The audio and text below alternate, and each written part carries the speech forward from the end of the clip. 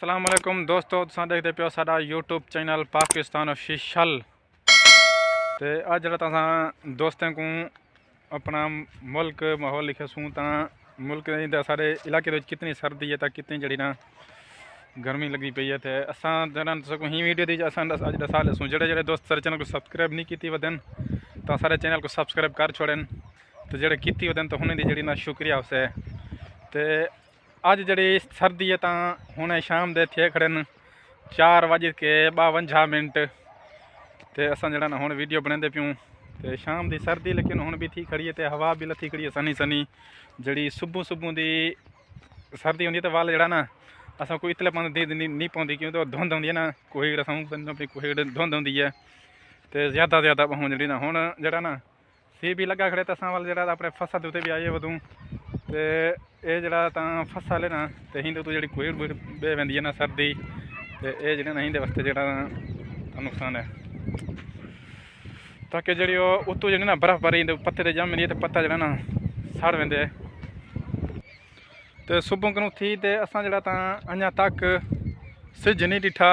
तो उत्ते भी जी ना कुहेड़ चढ़ गई है उत्ते, तो तले भी कुहेड़ ज़्यादा आई है। तो तकरीबन ये सारे इलाके जो 3 बजे ना थोड़ी घट थी है लेकिन है सही।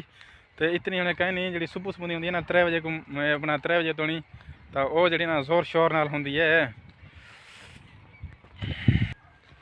जरा तो सुबह सुबह असा बाल ते वाल बाहे वेंदूँ तकरीबन असा 2 बजे तणी भी बाद उत्ते बैठे होंदूँ। तो असा जरा ना घूमन फिरन रूह नहीं थी क्योंकि सर्दी भी ज़्यादा होंगी है। तो वाल जरा ना तो कुहेड़ भी ज़्यादा होंगी है। तो सनी सनी वाल हवा लथी खड़ी होंगी है। तो वाल जरा ना असा बाहर नहीं निकल दूँ क्योंकि जरा ना सर्दी ज़्यादा है। तो रात जरा असा मोटर हला कर रही पानी का तो वाटर पंप हला कर तो असा छोड़ दिता से। तो एक बारे तो हूँ असा वेंदे पे हूँ कुछ चक्कर देवन। तो रात असा नहीं उठियों क्योंकि गर्म सर्दी है जोर शोर नाल।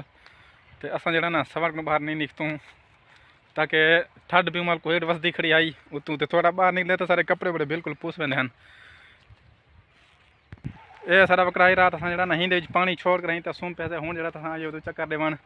तो देखूँ भरीज गए या नहीं भरीज गए है ना यार। दोस्तों को ये कहूँ कि सारे चैनल को जरा ना सब्सक्राइब किया करो और लाइक जरा ज़रूर किया करो।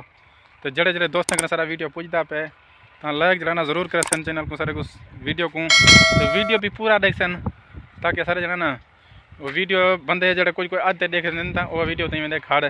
तो जड़े वीडियो अगीते दे रहते तो उन्होंने जने ना अर्निंग बिल्कुल वध वेंदी है। तो वीडियो जो ना अगीते चलती वेंदी अगीते ना चलती वेंदी अर्निंग जो ज़्यादा थी वेंदी है।